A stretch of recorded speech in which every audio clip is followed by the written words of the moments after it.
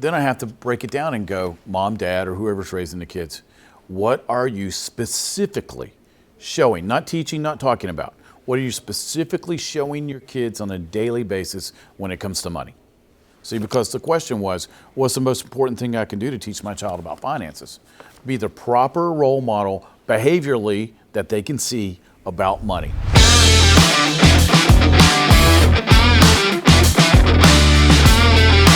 Hey, welcome to What's Your Problem? I'm your host, Scott Farrell. Thank you so much for joining me today.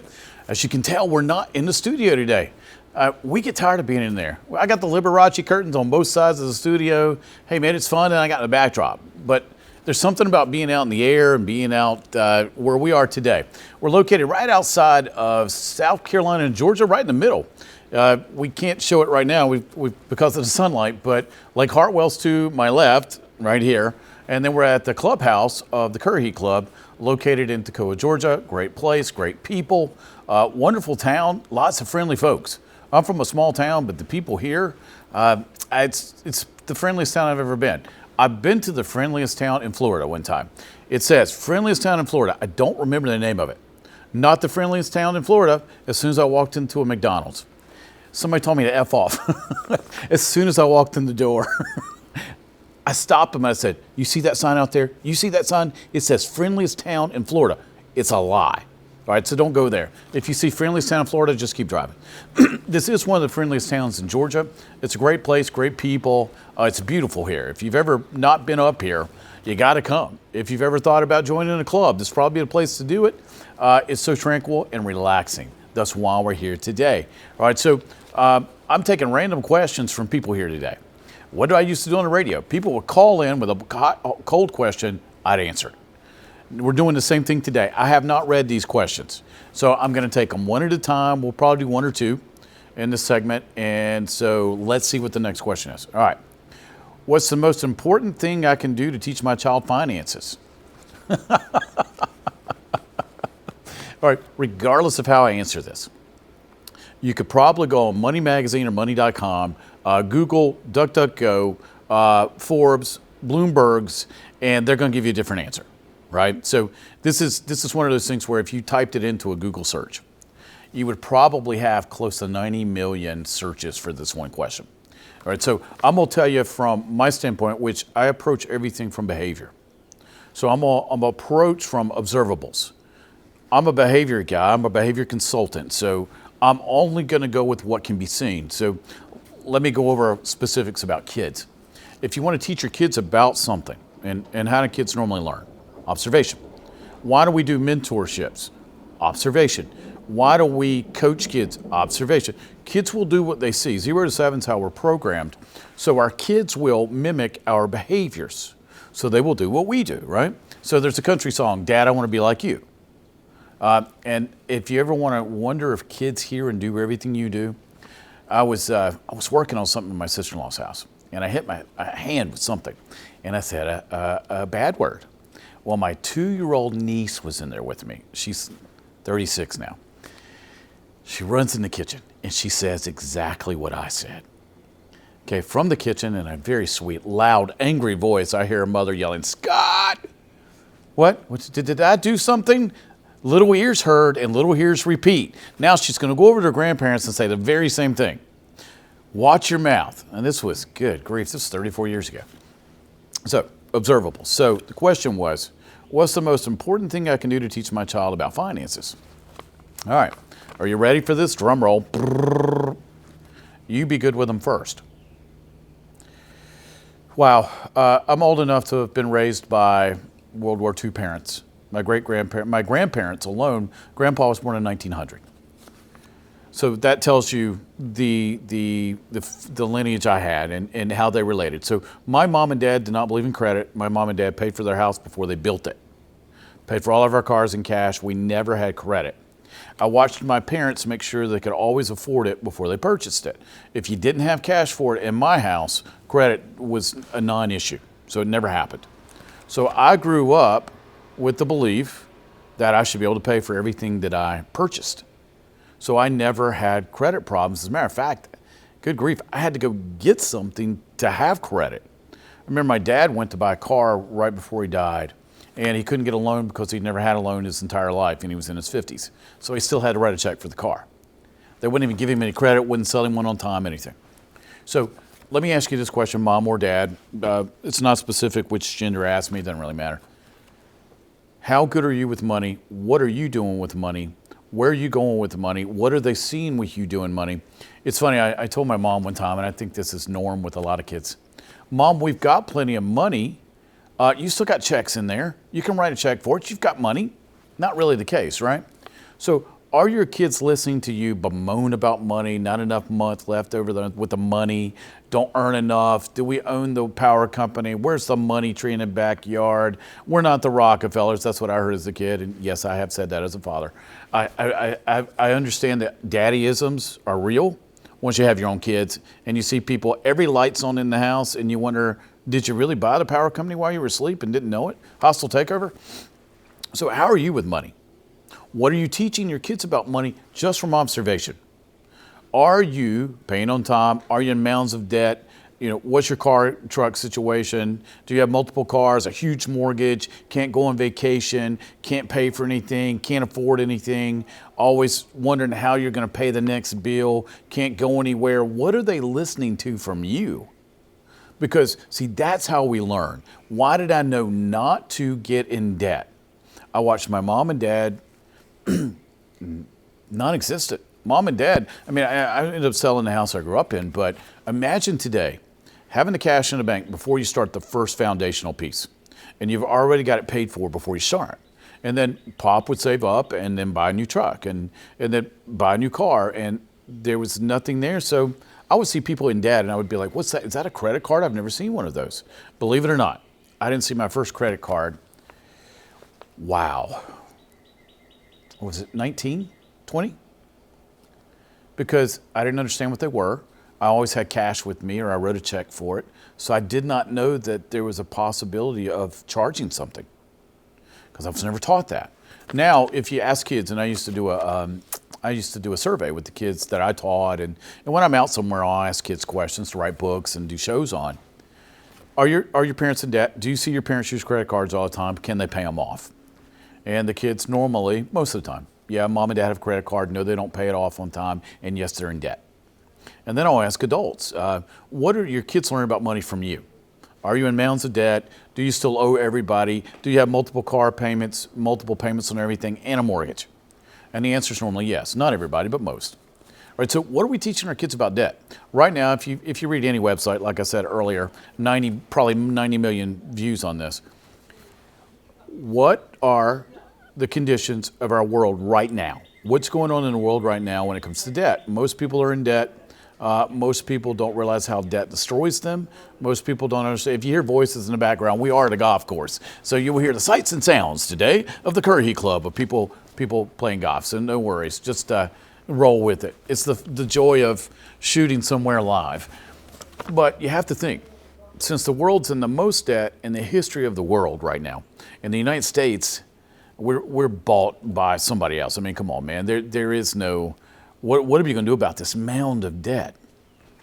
So then I have to break it down and go, mom, dad, or whoever's raising the kids, what are you specifically showing, not teaching, not talking about?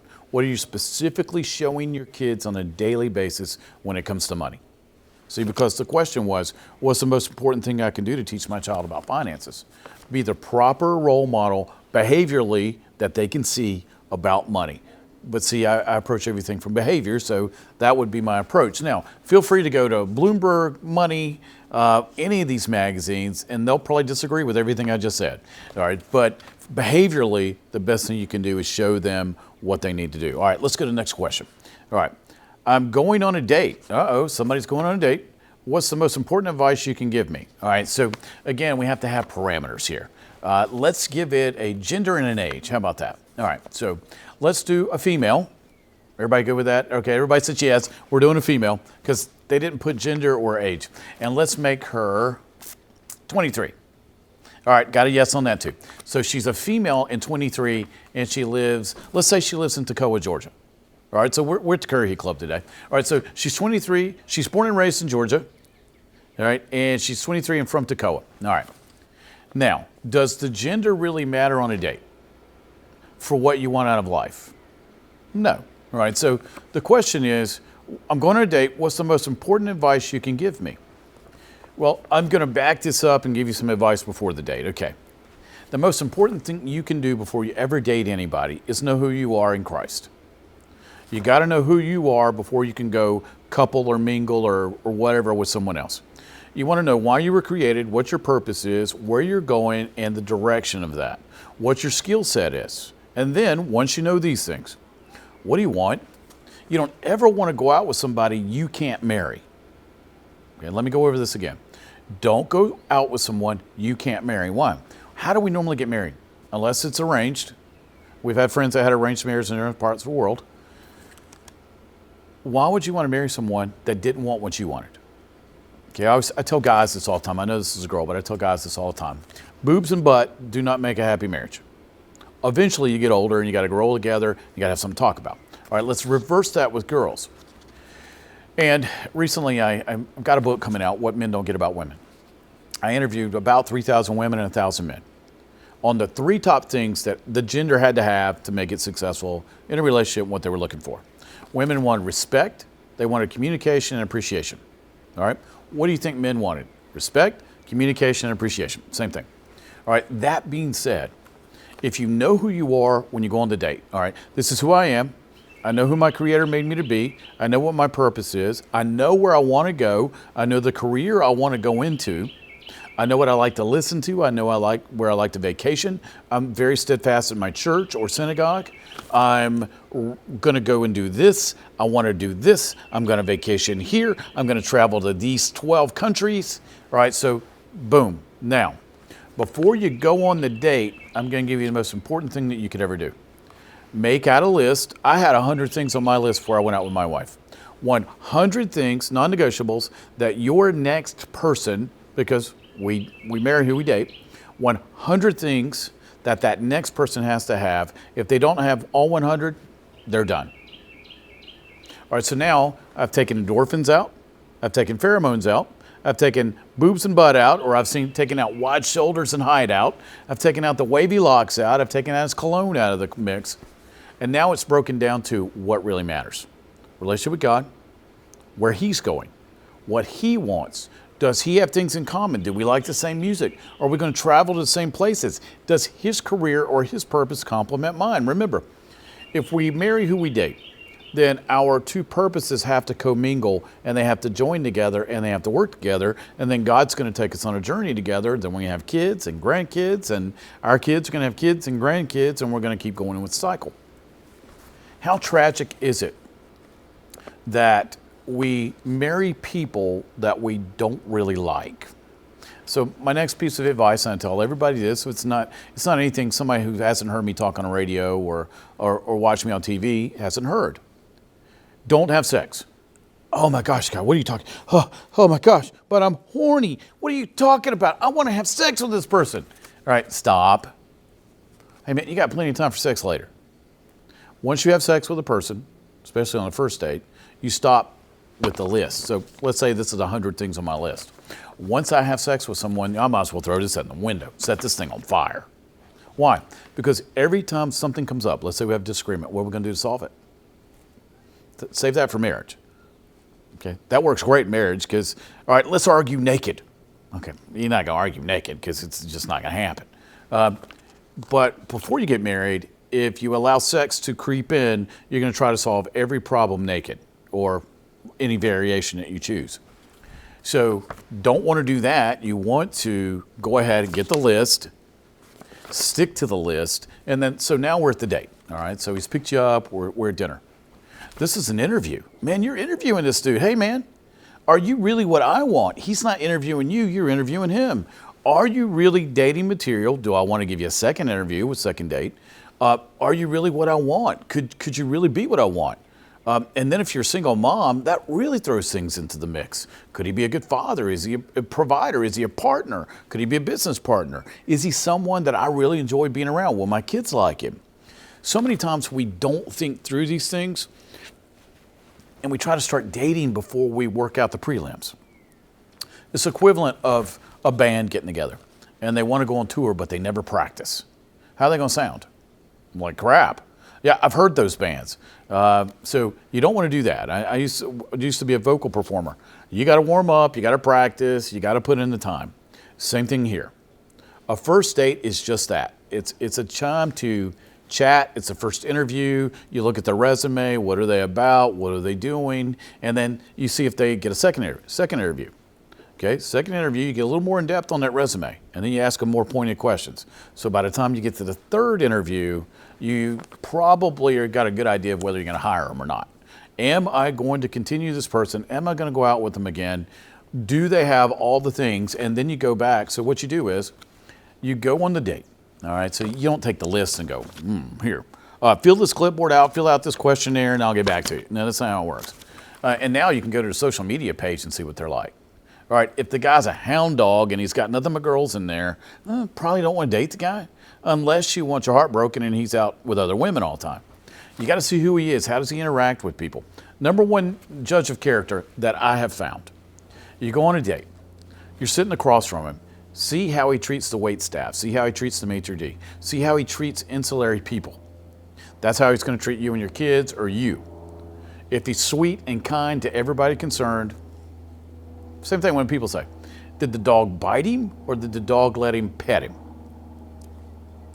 Dog's a pretty good judge of character. You can always take a dog with you. I don't suggest it. A lot of people don't want you to do that. But just in case, hit a kennel, adopt a dog, take it on a date. But in this scenario, see how he treats other people when he thinks you're not watching. Because if the guy's a jerk to the waiter or waitress or whatever you want to call it, server, what do you think he's going to be to you? He's being that way with a stranger. What do you think he's going to do when he's relaxed? All right, so let's say second date. You can see some of his staff or you're around some work people. How do they like him? How do they relate to him? Now, I don't put a lot of salt in parents at this age. Here's why. I didn't get along with my parents at all. So that if he loves his mother, he'll love me. No. I loved the women. I didn't necessarily get along with my own mom, but I had some great role models, my aunts, that were lovely. I had an Aunt Norma, Aunt Frances, Aunt Helen. They were lovely people. Aunt Peggy. They showed me love. My relationship with my mom was not a precursor to how I would treat women. All right, so now you've got that. So now let me go over this. I'm going to summarize for you. Before you go on a date, make the list. Figure out what you want, not what he wants. And then don't try to adapt to his needs and wants. What do you want? Who are you in Christ? What's your purpose, plan, direction? What's your skill set? Where do you want to be? Where do you want to go in the world? And then, most importantly, watch very closely how he treats other people on your date. All right, I hope that helped. I only got 2 questions in this segment, but I always try to answer them as complete as I can with cold questions. So, all right, so if you have any concerns, if you want some tips, if you want some resources, drop me a line. WYP Podcast is how you reach that. Now, you may have a problem, okay? We all have problems. That's what I do for a living. I solve them. If you have a problem and you want an answer to it, drop me a line. problem@wyppodcast.com. Now, next thing's the most important thing. Subscribe. You go ahead and hit the subscribe button right now. What can I promise you? That you get more videos. That's what I can promise you right now. Also, if you know someone in these predicaments, because these are questions that are real life questions. I tend not to do fluff questions, but I try to make the real life questions funny. Go ahead and share this with people. If you know someone that started dating, okay? If you know someone that's got to teach their kids about finances, go ahead and share the video with them. I mean, hey, it's what, 10 minutes? That could help their life. All right, so, and maybe it's you. So hopefully this has helped you today. All right, thanks so much for stopping by. Thanks so much for spending time with me. What's your problem's going to be here to stay? What we're going to do is we're going to solve your problems for you. Oh, I'm sorry, it's right. It's not your problem. It's your friend's problem. It's that other person that you know. It's never us, right? All right, so WYP Podcast is how you get in touch with us, and problem@WYP Podcast is how you send me your issues that you want solved. All right, I'm Scott Farrell, your host. I'm going to sign off now from What's Your Problem? I'll see you next time. Take care.